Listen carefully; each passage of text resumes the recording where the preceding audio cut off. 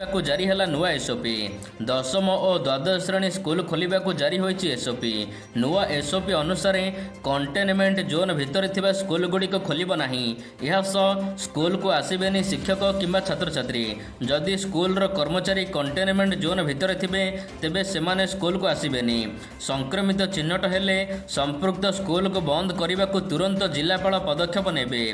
यह सहित स्कूल समस्त अंचल को सानिटाइज करने बाध्यतामूलक। लैबोरेटरी लैब रोसई घर को सानिटाइज करा। पानी टांकी गाधुआ घर टॉयलेट भी सानिटाइज करा। जदि स्कूल रे पानीय जल और टॉयलेटर व्यवस्था नहीं तेबे से स्कूल खोलिब नाही। तेबे एही समय रे हॉस्टेल र सुविधा छात्र छात्री माननको मिलिबो नाही। हॉस्टेल खोलिबा नै सरकार नुआ एसओपी जारी करिवे। स्कूल बस रे 50% पिला मानकु नै चलाचल करिबो। नंबर 2 एणिकी जमीबाड़ी किणा बिक्री निमंते नाती नातुणी सहमति भी दरकार।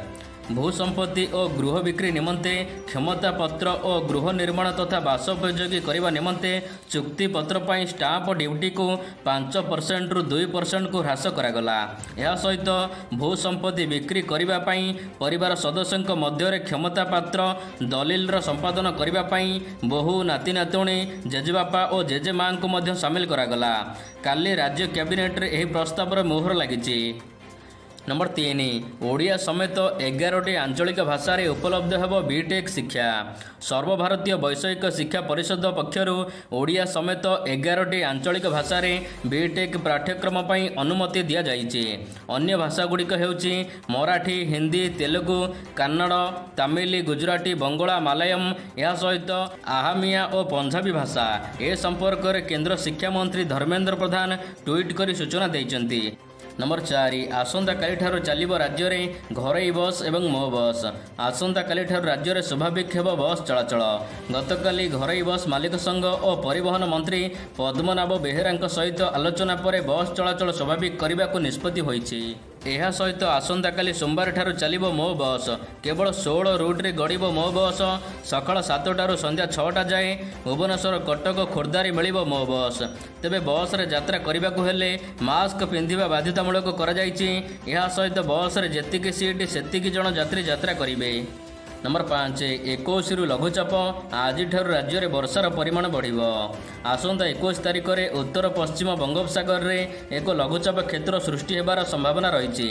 यार प्रभाव में आज कोरापुट नवरंगपुर नुआपड़ा कलाहांडी कंधमाल बलांगीर बरगड़ झारसुगुड़ा देवगढ़ मालकानगिरी रायगड़ा गजपति सुंदरगढ़ केन्दुझर मयूरभंज और गंजाम आदि जिले में घड़घड़ी सहित हालुका और मध्यम धरण वर्षा हेबो बोली आंचलिक पाणीपाग विज्ञान केन्द्र पक्षर पूर्वानुमान करा जायछि। नंबर 6 मुंबई रे वर्षार वित्पात जारी 19 जनकर मृत्यु। वर्षा वित्पात रे बढ़िबार लागिछि मृतकों संख्या। लगाण वर्षा जो पहाड़ धसीछि फल भांगी जाइछि घर एवं 17 जनकर मृत्यु होइतिबा सूचना रहिछि। मुंबई रे घटिछि एभली अघटन तेबे मृतकों संख्या बढ़िबार अनुमान करा जाउछि। महाराष्ट्र अन्य अंचल रे मध्य लगाण वर्षा जनित कारणरू 2 जनकर मृत्यु होइतिबा जणा पड़िछि। या सहित मोट मृत्यु संख्या 19 रे पहुंचिछि। मुंबई रे लगाण वर्षा जारी रही। यह द्वारा अनेक तलिया अंचल जलमग्न हो पड़ी। नंबर 7 कोविशील्ड टीका को 16 यूरोपीय राष्ट्रों मिला स्वीकृति। कोविशील्ड टीका को मिला स्वीकृति एक्सपर्ट और एस्ट्राजेनेका पक्षर विकसित एवं सीरम इंस्टीट्यूट उत्पादन करुथिबा कोविशील्ड टीका को विश्व दरबार रे स्वीकृति मिली।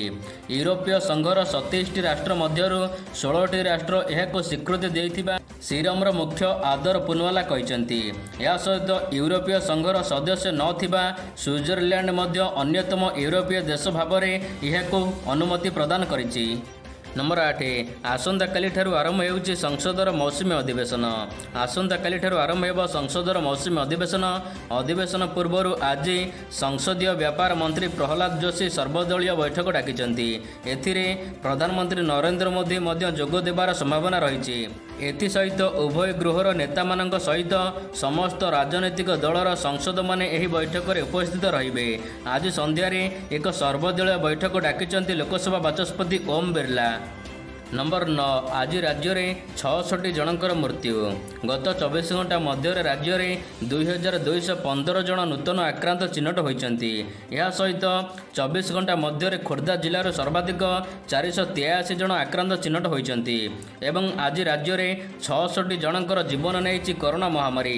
यह मिसाई कोरोना मृत्यु संख्या एवं 5000 अतिक्रम करिछि। राज्य में मोट कोरोना जनित मृत्यु संख्या 5058 पहुंचला। नंबर 10 आसंता कालीठार पुरी सहर में 48 घंटिया कर्फ्यू। बाहुड़ा पाई पुरी रे जोर धरिलाणी प्रस्तुति। आसंता काली पुरी सहर में 48 घंटिया कर्फ्यू लागू हेबो। सील हेबो पुरी को संजोग करुथिबा 3टी प्रवेश पथ। यह सहित पुरी बड़ दांड को लगी रही घर गुड़िक उपरे ड्रोन जरिया नजर रखाजिबो। सेहीपरि बड़ दांड को लगी रही घर गुड़िक परिवार लोकंक प्रस्तुत हेउछि तालिका। परिवार सदस्य को बाद देले अन्य कौनसी लोकंकर उपस्थिति नजर आसिले कड़ा पदक्षेप ग्रहण कराजिबो बोली पुरी प्रशासन कहिछि। यह सहित पुरी बड़ दांडरे थिबा होटेल लज धर्मशाला आज 4 दिन पई बंद घोषणा करा जायछि। नंबर 11 आज भी देश में 41,000 पार कला कोरोना आक्रांतों संख्या। देश में 24 घंटा मध्य आउ 41,157 जन नूतन आक्रांत चिन्हट होती।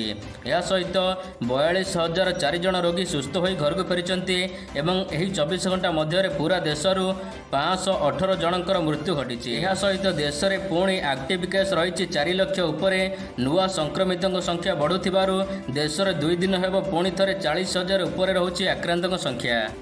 नंबर 12 अफगानिस्तान राष्ट्रपति गंभीर अभियोग तालिबान को सहयोग करुछि पाकिस्तान जिहादी। आतंकवादी सहित पाकिस्तान सुसंपर्क पुनर्बार पदारे पड़ी। पड़ोशी देश अफगानिस्तान रे अमेरिकार सैन्य प्रत्याहार करने पर तालिबान को उत्पात बढ़ी। धीरे धीरे सेमाने अफगानिस्तान को कब्जा करने आरंभ कर देइचंती। ए नहीं पाकिस्तान तालिबान को सहयोग करने 10,000 जिहादी को पठाई। रविवार दिन एपरी गंभीर अभियोग आनिचंती अफगानिस्तान राष्ट्रपति अशरफ गानी। नंबर 13 ओलंपिक रे एबे कोरोनार छाप पुणी 3 एथलीट कोरोना रे संक्रमित। ओलंपिक रे बढ़िबार लगी कोरोना संक्रमित मामला। रविवार दिन आउ 3 जन कोरोना रे संक्रमित होइचंती। पूर्वर कर्मचारी कोरोना रे संक्रमित होइथिबा बेले 3 एथलीट कोरोना रे संक्रमित होइथिले। आसंता सप्ताह रे एही क्रीड़ा महाकुंभ आरंभ हेबाकु थिबा बेले एथलीट माने एबे कोरोना रे संक्रमित हेबा आयोजकंक पई मुंड व्यथार कारण पलटिछि। तेबे ए पर्यंत मोट 10 जन कोरोना रे संक्रमित हो सारे टोकियो ओलंपिक रे। नंबर 14 भारतीय बजार में कमिला सुना दर। यह सहित तेल दर में लागू नहीं ब्रेक। सुना दर प्रतिदिन बदलुची। आज भारतीय बजार में पुणी बढ़ी सुना दर। आज भारतीय बजार में 22 कैरेट सुना दर प्रति 10 ग्राम को 47,200 टंका एवं 24 कैरेट सुना मूल्य प्रति 10 ग्राम को 48,200 टंका रही। सेहीपरि ओडिशा रे मध्य सुना दर परिवर्तन होइछि। ओडिशा रे 22 कैरेट को आज 47,510 एवं 24 कैरेट को 49,770। अन्यपटे तेल दर प्रतिदिन बढ़िबार लागिछि। तेल दर रे ब्रेक लागुनी। आज पुणी बढ़िला तेल दर। आज राजधानी भुवनेश्वर रे पेट्रोल प्रति लिटर को 102 टंका 36 पैसा एवं डीजेल प्रति लिटर को 97 टंका 94 पैसा रे पहुंची।